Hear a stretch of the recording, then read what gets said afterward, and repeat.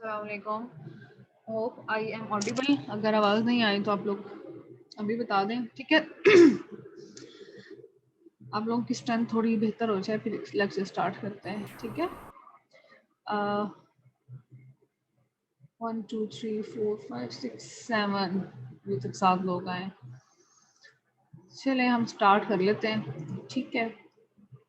Unit number 13। अच्छा, कल मैंने जो पढ़ाया था आपको, आई थिंक सो कि लास्ट पे जो समरी थी उसकी आपको अच्छे तरीके से समझ आ गई होगी कि ट्रेंड क्या है रिएक्शंस का। ऑक्साइड्स, मेटालिक ऑक्साइड्स हों या नॉन मेटालिक ऑक्साइड्स हों, जब वो वाटर के साथ या एसिड के साथ या बेस के साथ रिएक्शन करते हैं तो किस तरह की चीज़ें बनती हैं। तो प्रोडक्ट सेम होता है, आप रिएक्टेंट जो यूज़ करेंगे उसी लिहाज से आपके पास साल्ट बनेगा, आपके पास उसी लिहाज से उसी तरह का एसिड बनेगा या बेस बनेगी, ठीक है। अगर कोई मसला हो, आपको सुनाई ना दे रहा हो, आवाज़ कम हो, तो आप लोग मुझे मैसेज कर सकते हैं और देन अनम्यूट करके आप लोग मुझसे बात कर सकते हैं, ठीक है। सो आज का जो हमारा नेक्स्ट टॉपिक है वो है क्लोराइड्स। तो आपने पढ़ा लास्ट से लास्ट लेक्चर में, जो कि एक्चुअली मैंने नहीं पढ़ाया था, कि क्लोराइड्स कैसे बनते हैं। तो क्लोराइड्स बेसिकली जब आप जो क्लोरीन के साथ मेटल्स का रिएक्शंस करवाते हैं, ठीक है, जो ग्रुप की मेटल्स हैं, देन आपके पास क्लोराइड्स ऑब्टेन्स होते हैं। बेसिकली ये साल्ट्स होते हैं, ठीक है। तो यूनिट नंबर 13 में आज हमने क्लोराइड्स पढ़ने हैं कि पीरियड नंबर 3 है जो सोडियम से स्टार्ट होकर क्लोरीन तक एंड करता है, उनके क्लोराइड्स के बारे में आज हमने पढ़ना है, उनकी स्ट्रक्चर पढ़नी है, मेल्टिंग बॉइलिंग पॉइंट्स पढ़ने हैं, ठीक है। और फर्दर हमने एक एक क्लोराइड की स्ट्रक्चर स्टडी करनी है, सही है। Okay, so chlorides of the period number 3 element. तो आपको पता है कि पीरियड नंबर 3 स्टार्ट होता है आपके पास सोडियम से, ठीक है। तो आप देखें कि सबसे पहले हम सोडियम हो जाए, सोडियम से एंड तक जो आपके पास एलिमेंट आता है, सोडियम से हम इसको स्टार्ट करेंगे, ठीक है। सोडियम के बाद आने वाला है एलिमेंट मैग्नीशियम है, ठीक है। देन आपके पास है एल्यूमिनियम, और आप एंड पे जाएंगे तो आपके पास आ जाती है क्लोरीन, ठीक है। तो ये इस पीरियड के एलिमेंट्स हैं, ऑर्गन को हम यूजुअली कंसीडर नहीं करेंगे। तो सबसे पहले हम ये देखेंगे कि जो पीरियड नंबर 3 के एलिमेंट्स हैं, इनके जो क्लोराइड्स होते हैं उनकी स्ट्रक्चर्स किस तरह की होती हैं, जैसा कि आपने पहले सोडियम क्लोराइड की स्ट्रक्चर पढ़ी हुई है फर्स्ट ईयर में, ठीक है। सो सबसे पहले वाला जो एलिमेंट है वो जो साल्ट बनाएगा, सोडियम क्लोराइड होगा, मैग्नीशियम क्लोराइड होगा, एल्यूमिनियम क्लोराइड होगा। इसके बाद अगर आप देखें silicon chloride, phosphorus chloride, sulphur chloride, ठीक है। So sodium chloride and magnesium chloride और आयनिक, आपको पता है कि आयनिक कंपाउंड्स होते हैं, और आयनिक कंपाउंड्स इस तरह के कंपाउंड्स होते हैं जिनमें मेटल्स यानी सोडियम और मैग्नीशियम क्या करेंगे, अपने इलेक्ट्रॉन्स लूज करेंगे। और नॉन मेटल, क्योंकि क्लोराइड है तो यानी क्लोरीन जो है इलेक्ट्रॉन्स को गेन करेगा, and consist of giant ionic lattices at room temperature.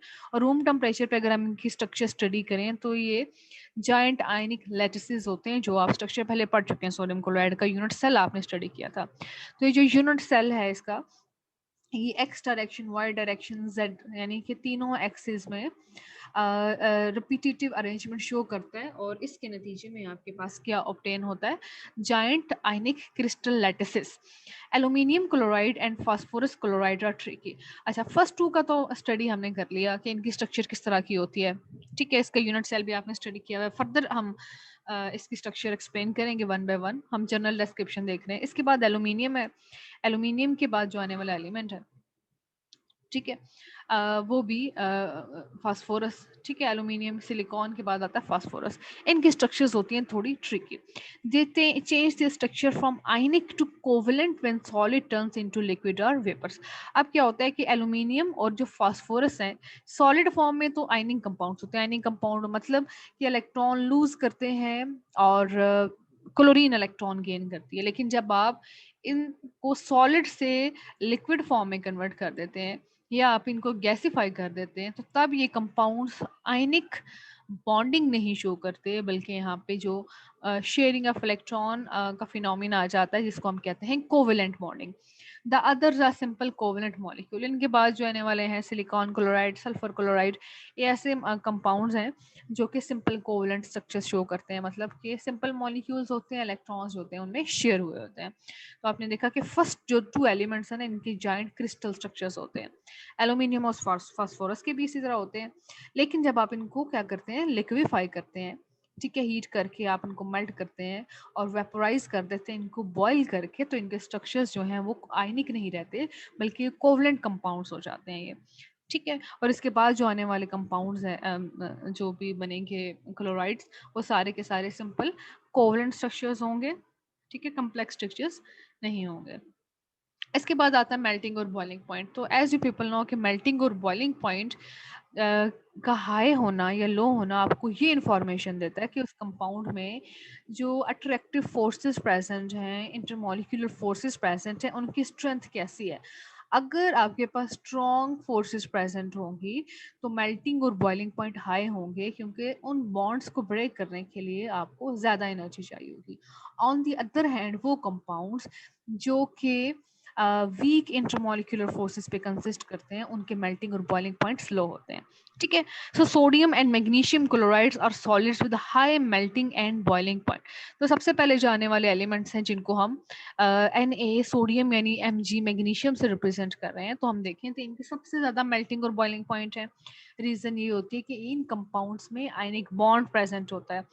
Ionic attractions को या इलेक्ट्रोस्टैटिक इंटरेक्शंस को ब्रेक करने के लिए आपको लार्ज अमाउंट में हीट एनर्जी की जरूरत होती है। ये वजह है कि सोडियम और मैग्नीशियम क्लोराइड दोनों किस फॉर्म में प्रेजेंट होते हैं, सॉलिड फॉर्म में, MgCl2 और NaCl।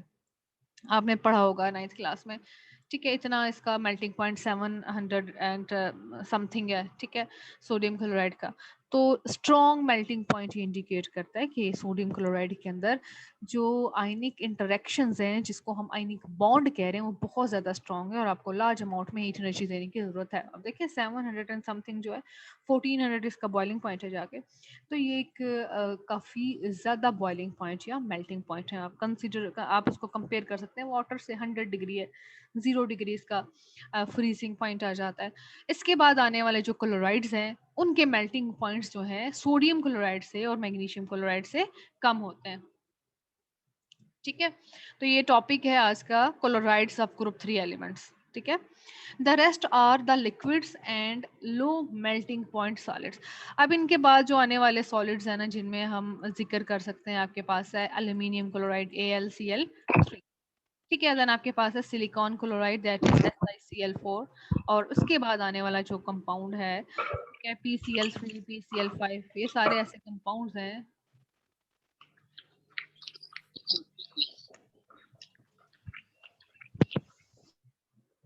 ठीक है। ये सारे इस तरह के कंपाउंड्स हैं जो कि अगर सॉलिड फॉर्म में प्रेजेंट हो तो उनके मेल्टिंग और बॉइलिंग पॉइंट्स लो होते हैं। ज़्यादातर ये लिक्विड फॉर्म में भी एग्जिस्ट करते हैं। रीज़न क्या होती है इनके लो मेल्टिंग पॉइंट की या इनके लिक्विड होने की, कि इनके अंदर जो अट्रैक्शंस हैं वो वीक होती हैं।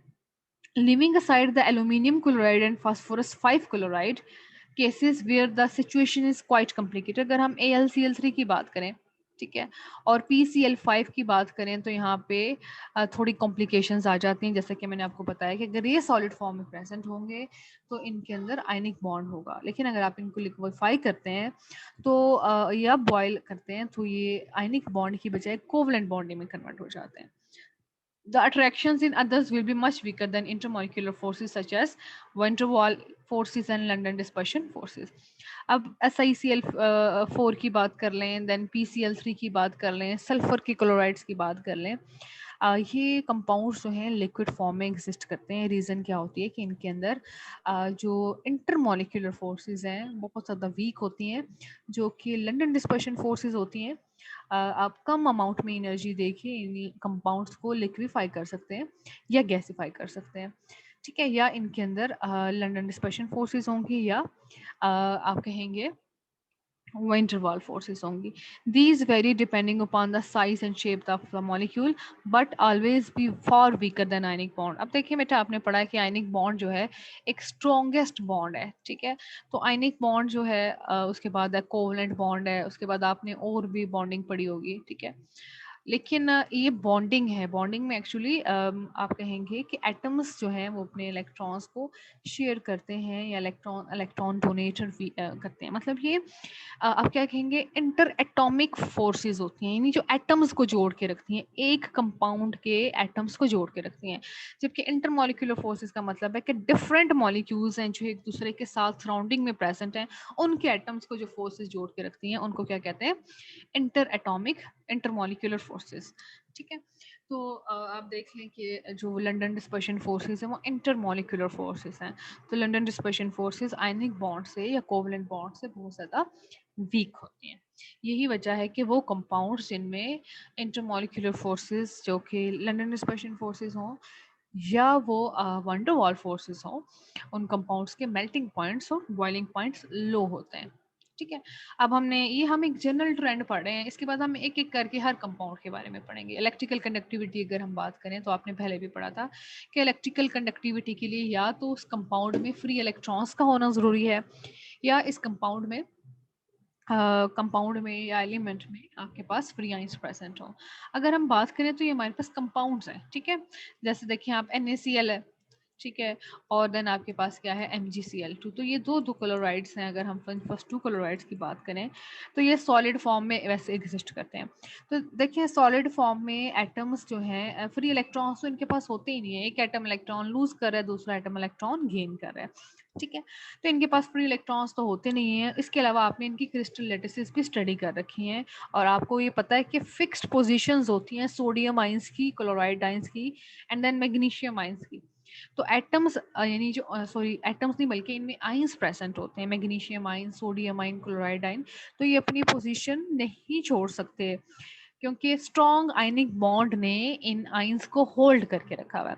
तो सॉलिड फॉर्म में ये नॉन कंडक्टर होते हैं, आप इलेक्ट्रोलाइसिस नहीं कर सकते।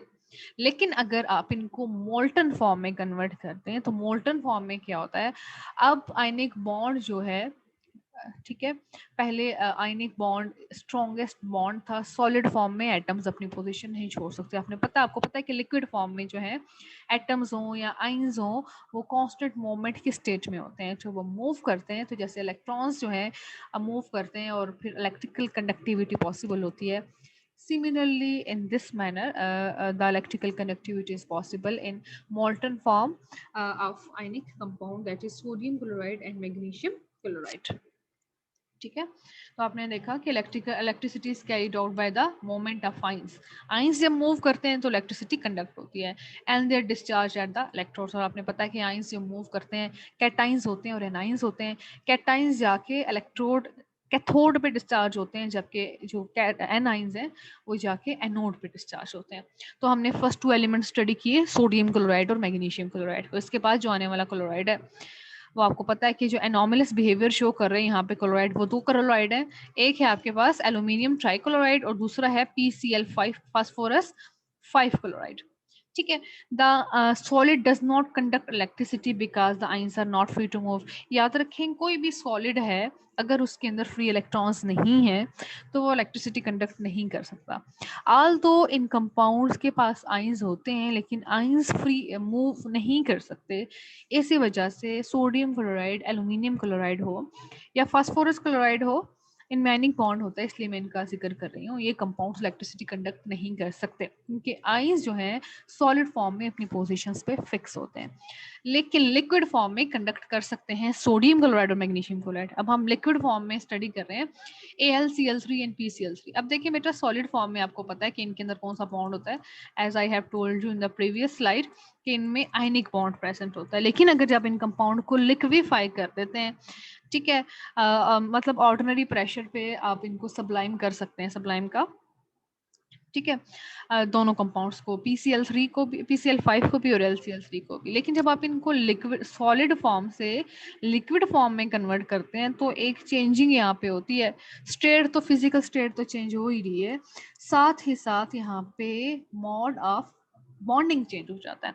सॉलिड फॉर्म में इन कंपाउंड्स के पास होती है आयनिक बॉन्डिंग, और आयनिक बॉन्डिंग में आपको पता है कि कैटाइंस और एनाइंस प्रेजेंट होते हैं, पॉजिटिव चार्ज और नेगेटिव चार्जेस प्रेजेंट होते हैं।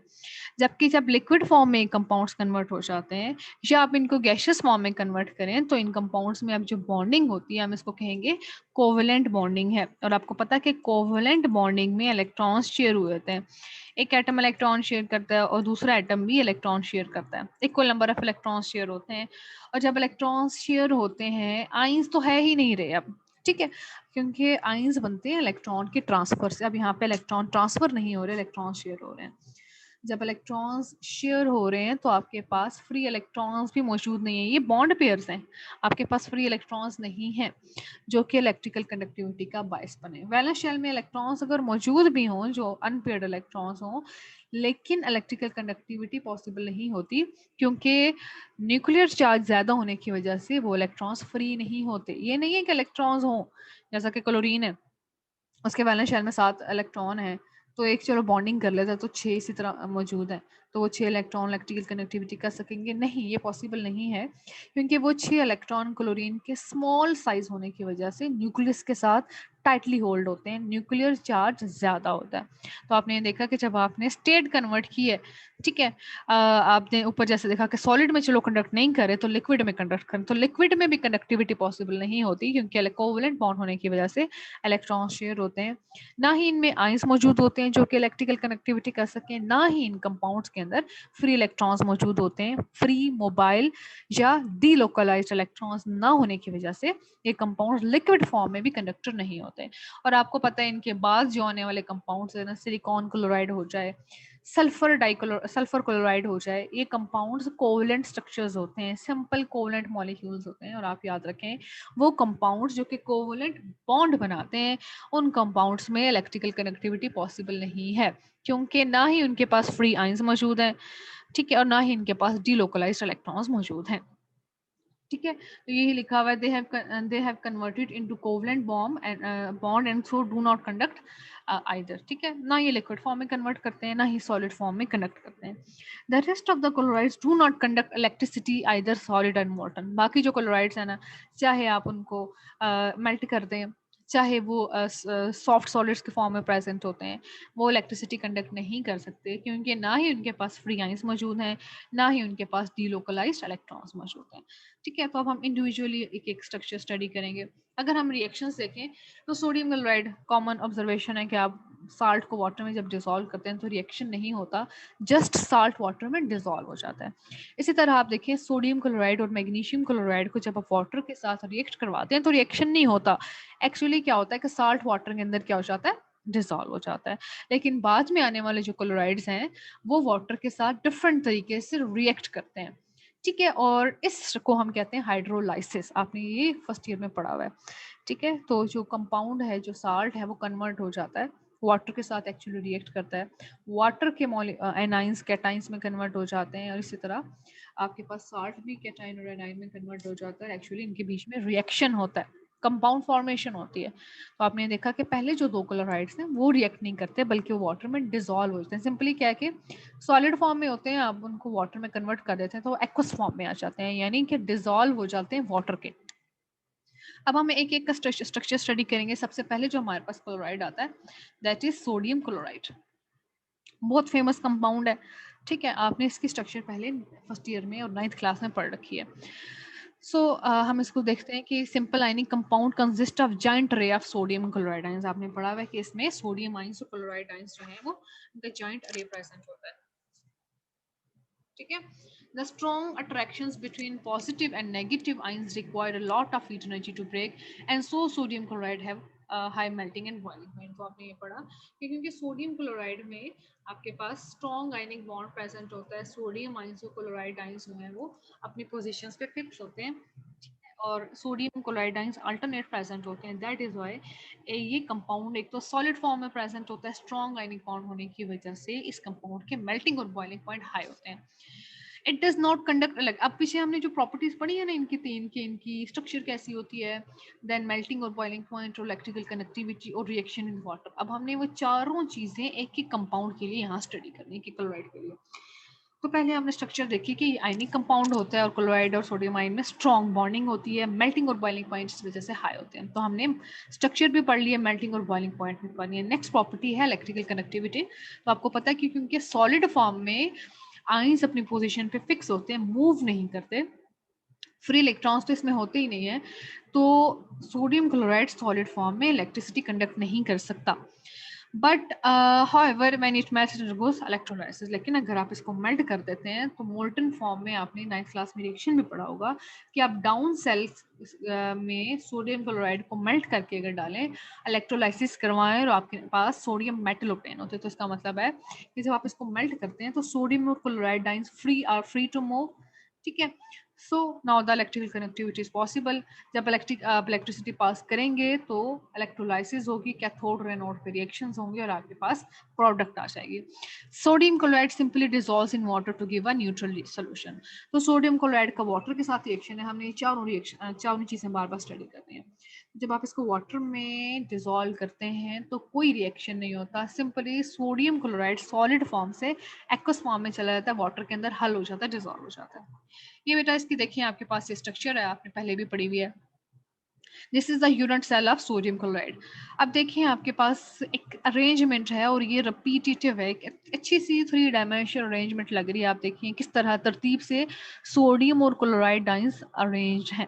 अगर आप देखिए इस यूनिट सेल में तो ग्रीन कलर के जो स्फीयर्स हैं ये क्लोराइड आयंस को शो कर रहे हैं, क्लोराइड आयंस को, और ये जो रेड कलर के स्फीयर्स हैं ये सोडियम आयंस को शो कर रहे हैं। और आप देख सकते हो बेटे कि सोडियम आयंस जो हैं उनको उन्होंने सराउंड किया हुआ क्लोराइड आयन को, यानी एक सोडियम आयन है, एक क्लोराइड आयन है, यानी एक positive negative ions 3 dimensionally arranged हैं। और इसके नतीजे में आपके पास जो स्ट्रक्चर आती है उसमें स्ट्रॉन्ग आयनिक इंटरेक्शंस होती हैं। यही वजह है कि सोडियम क्लोराइड जो है उसका मेल्टिंग बॉइलिंग पॉइंट क्या होता है, हाई होता है।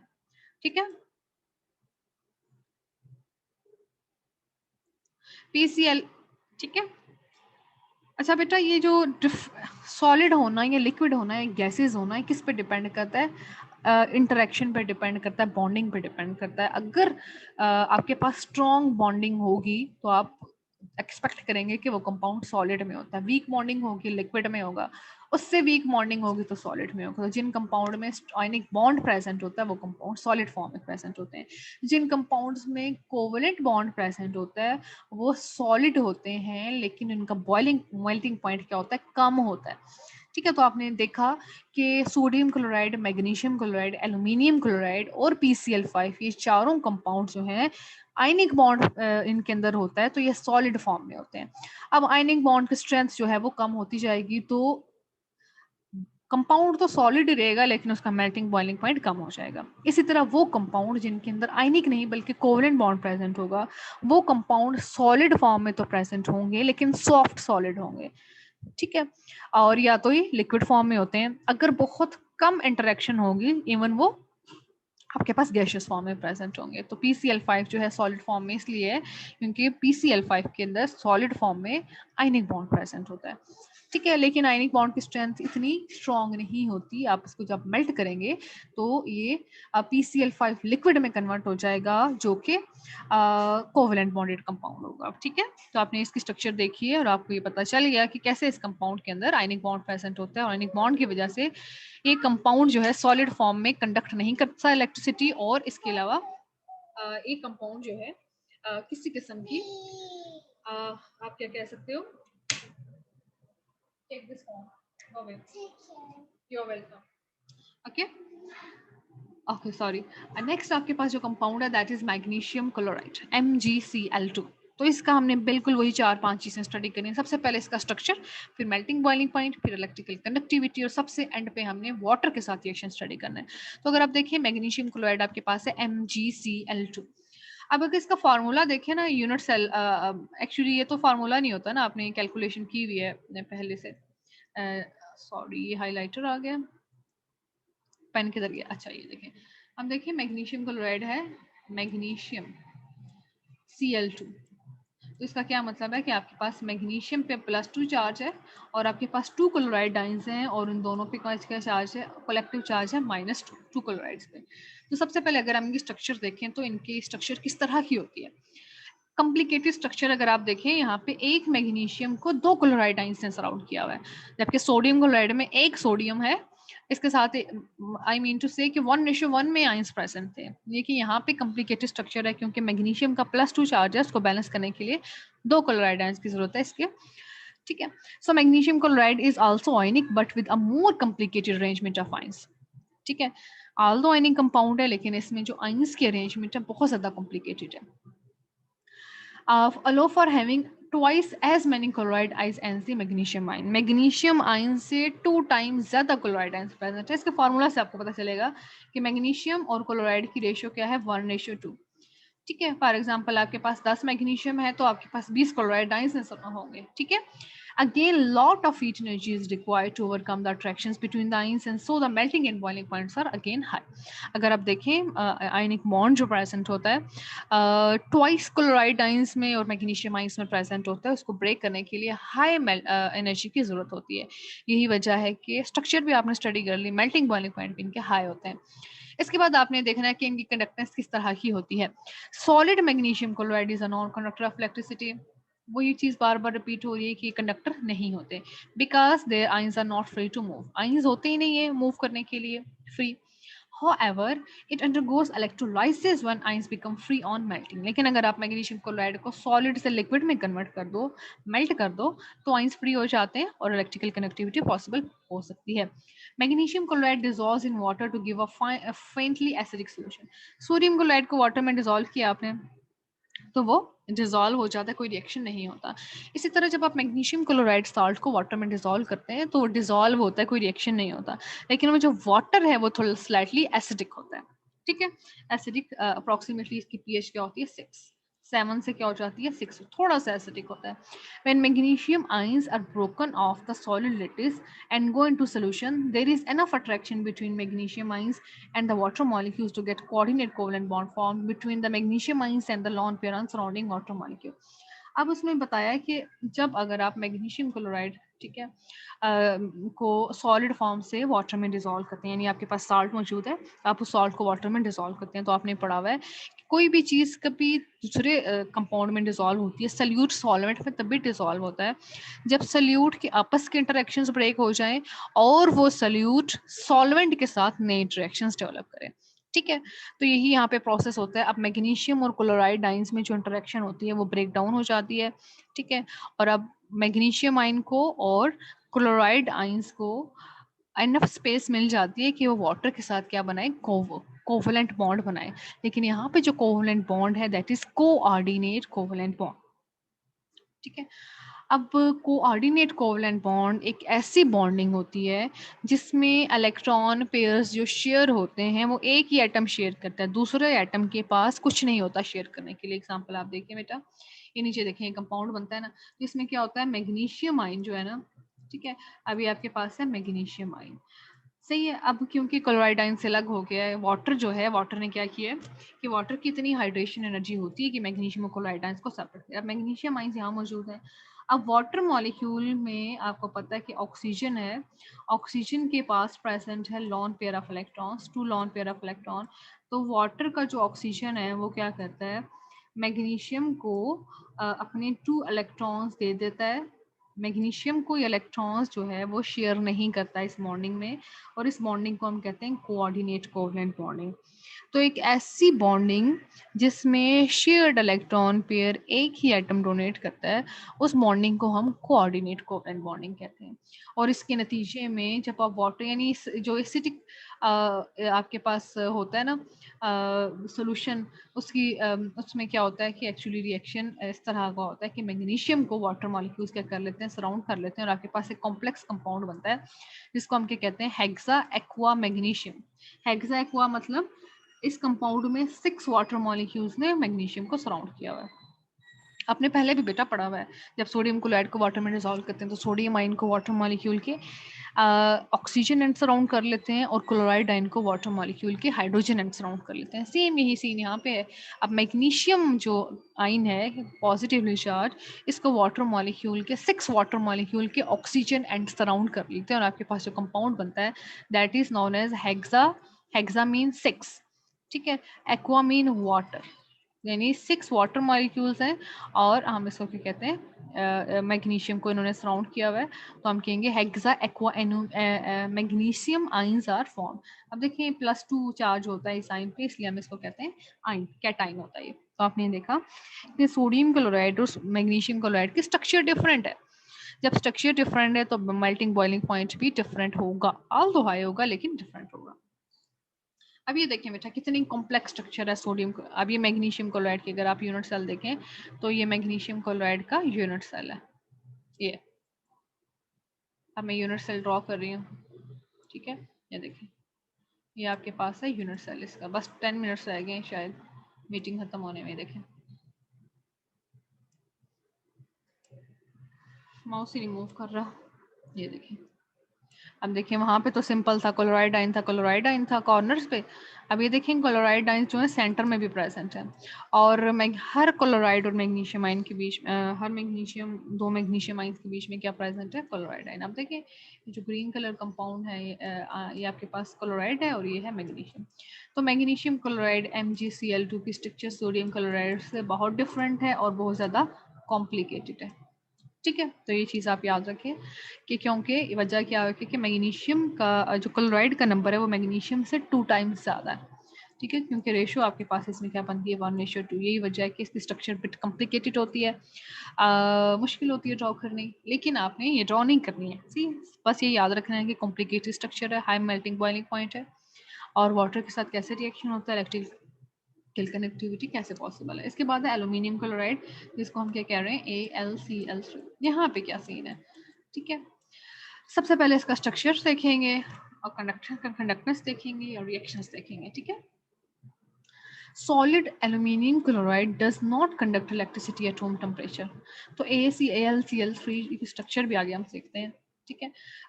सॉलिड फॉर्म में तो आयनिक बॉन्ड होता है, आयनिक बॉन्ड मतलब एल्यूमिनियम +3 फॉर्म में होता है, और क्लोराइड जो है 3 क्लोराइड्स ये एक एक इलेक्ट्रॉन गेन करते हैं और आपके पास -3 चार्ज आ जाता है। कंडक्टेंस की बात करें तो इलेक्ट्रिक कनेक्टिविटी पॉसिबल नहीं है क्योंकि ये एक आयनिक कंपाउंड है।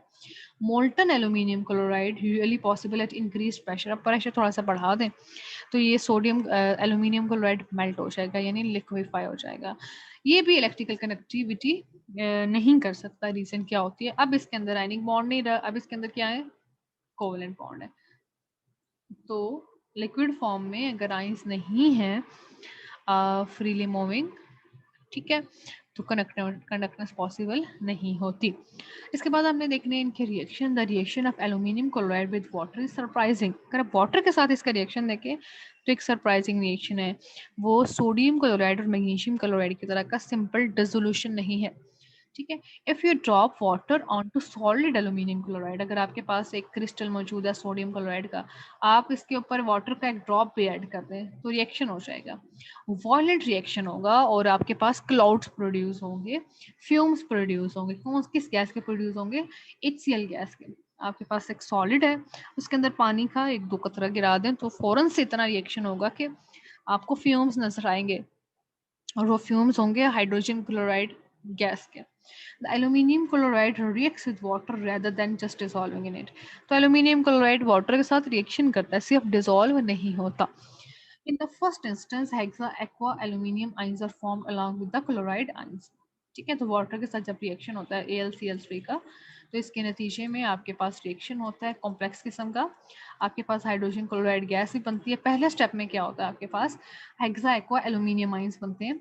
हेक्सा एक्वा तो एल्यूमिनियम है, हेक्सा एक्वा का मतलब है इसके साथ 6 वाटर मॉलिक्यूल्स अटैच हैं, ठीक है, और यहाँ पे आ जाता है +3 चार्ज, ठीक है। ये बनता है सबसे पहले जब वाटर के साथ रिएक्शन होता है, साथ कौन सा आइंस बनते हैं, आपके पास क्लोराइड आइंस बनते हैं, Cl-1 3 क्लोराइड आइंस बनते हैं, और यहाँ पे आपके पास है 6 वाटर मॉलिक्यूल। सबसे पहले ये कंपाउंड बनता है, ये आगे फिर फर्दर रिएक्शन होता है और इसके नतीजे में आपके पास हाइड्रोजन क्लोराइड गैस बनती है जिसके फ्यूम्स आपको नजर आते हैं।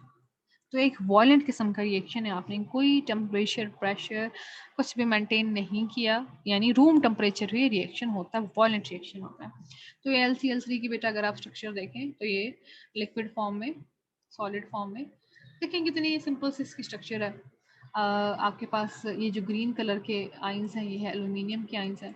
अब बेटा देखिए ना, अगर एल्यूमिनियम की बात करें ना AlCl3, तो यहाँ पे जो एल्यूमिनियम है ना, इसका ऑक्टेट कंप्लीट नहीं होता, ठीक है। अगर हम कोवलेंट कोऑर्डिनेट कोवलेंट बॉन्डिंग इसलिए यहाँ पे की जाती है, तो ये इलेक्ट्रॉन डेफिशिएंट मॉलिक्यूल है, तो जब ये बॉन्डिंग करता है तो क्लोराइड आइंस जो हैं इसके पास देखें, क्लोराइड आइंस, एक एल्यूमिनियम के पास 3 क्लोराइड आइंस हैं, तो ये डाइमर की फॉर्म में एग्जिस्ट करता है। डाइमर का ये मोनोमर है, ठीक है। डाइमर का क्या मतलब है कि ये Al2Cl6 की फॉर्म में एग्जिस्ट करेगा, क्योंकि इस फॉर्म में ऑक्टेट इसका कंप्लीट नहीं होता। अगर आप देखें ना, एल्यूमिनियम के वैलेंस शेल में 6 इलेक्ट्रॉन्स होते हैं, जैसा कि BF3 में आपने पीछे दे पड़ा हुआ है, BF3 हो जाए या BCl3 हो जाए, तो क्योंकि इसका ऑक्टेट कंप्लीट नहीं होता, ठीक है।